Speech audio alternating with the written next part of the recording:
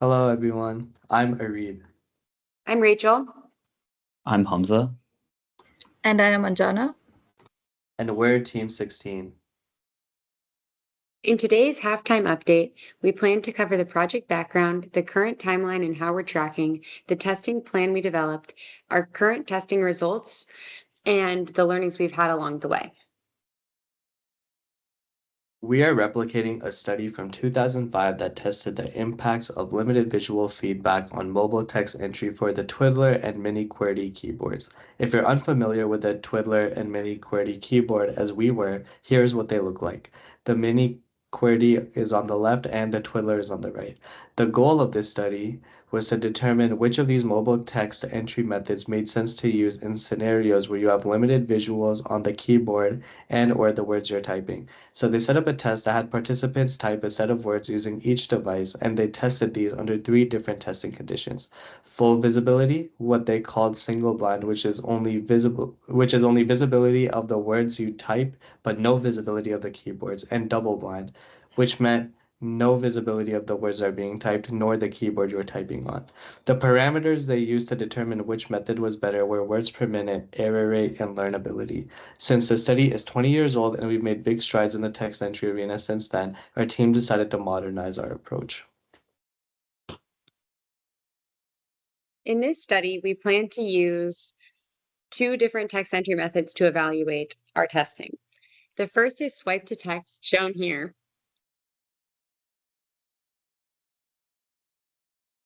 And the second method is tap to text, shown here.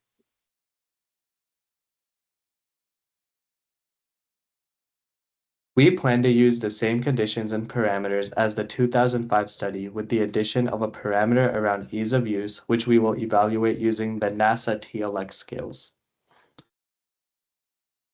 Here's a look at our original project timeline.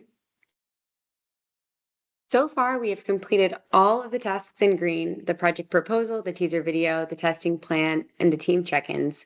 And currently, we're wrapping up our testing and data collection highlighted in yellow. And the next step will be data analysis. We also added in a task for halftime interview and reflection, which we did not previously have in the timeline. We are a day or two behind on the data collection, but expect to keep everything on track by completing the final report in an expedited fashion. As part of our testing, we are examining how accurate and fast the two different methods, swipe to text and tap to text, are when visual feedback is limited. We targeted 10 participants who regularly use smartphones. They may also be familiar with both swipe and tap typing.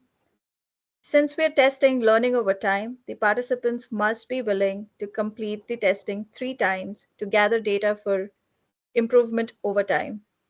We expected the time commitment to be between 30 minutes to an hour.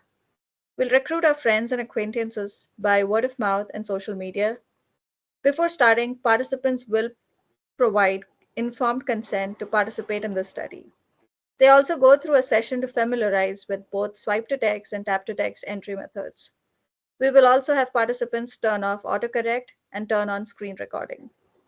We will have a total of 18 test sets, which is randomized for each tester.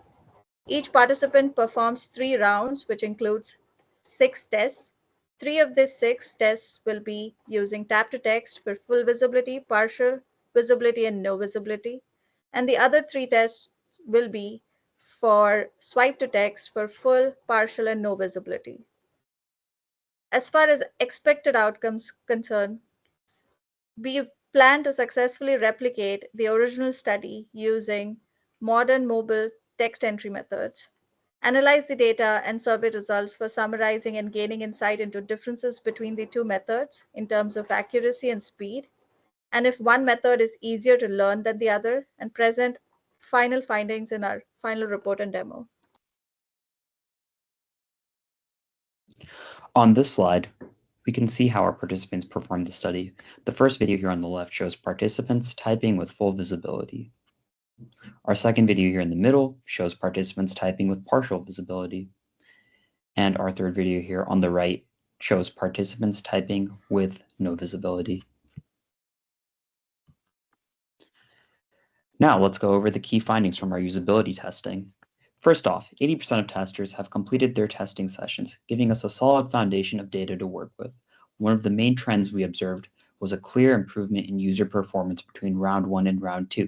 Testers became faster with repeated use, suggesting a learning curve early on. However, from round 2 to round 3, that improvement leveled off, including that users likely reached a plateau in terms of how much more efficient they could get without changes to the design itself. Now, breaking things down by interaction method, for tap to text, the average time was about 30 seconds, with an average error rate of 2.29 errors per task. For swipe to text, the average time was slightly higher, coming in at around 44 seconds, although the error rate was slightly lower at 2.18 errors per task. So while swipe to text appears to be slightly more accurate, it comes at the cost of substantially more time. This trend suggests that users may be sacrificing speed for precision in the swipe to text method. Overall, what we're seeing is that tap to text allows for faster task completion with only a marginal increase in error rate. This could indicate it's more intuitive or simply quicker to execute. On the other hand, swipe to text may require more cognitive effort or physical interaction, leading to longer completion times. These insights will help guide us as we move towards refining the experience and potentially simplifying the swipe to text workflow to improve efficiency. Now let's cover learnings. In addition to the insights we gathered from the testing results, we also had several important takeaways from setting up the testing environment itself. One of the key lessons was realizing that we needed to define many more variables than we initially expected. As we began testing, it became clear that small inconsistencies could skew our data. So we created a set of standardized guidelines to ensure consistency across all sessions. First, we made sure that autocorrect was turned off on all devices. This was crucial because autocorrect could mask real typing errors, making our data and our error rate essentially unreliable. Next, we required that screen recording be enabled during every session. This gave us the ability to go back and review footage to double-check timing, user interactions, or any anomalies we noticed in the data. We also instructed participants not to use the backspace key to ensure we were capturing the raw input without self-correction influencing the data. To streamline the experience, we created a test document for all users to reference, and we used large font sizes to make the text more legible and reduce unnecessary eye strain or misreads. Lastly, we standardized how users and testers physically interacted with the interface. Specifically, we asked everyone to use 2 hands. This helped eliminate variability in posture or interaction speed that might come from using 1 hand. Although these adjustments allowed us to create a much more controlled and consistent testing environment, which ultimately made our results more reliable and easier to analyze. The next steps for our project are to finish data gathering, and when that's complete, we will complete our data analysis.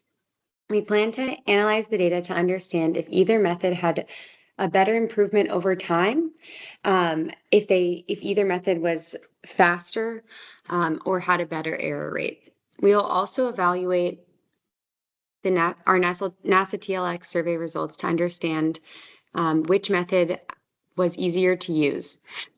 And lastly, we will create our final demo video and our final project proposal, or final project report.